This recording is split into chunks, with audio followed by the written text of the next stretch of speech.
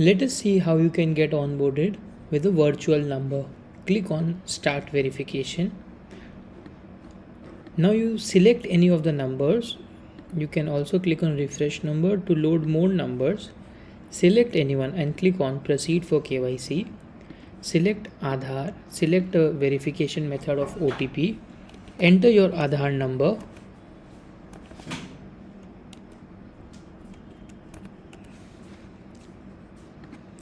An OTP will be sent to your Aadhaar registered mobile number. Kindly enter the OTP.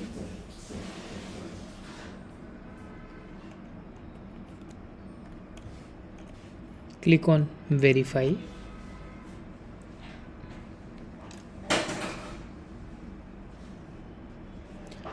Now click on Destination Setup.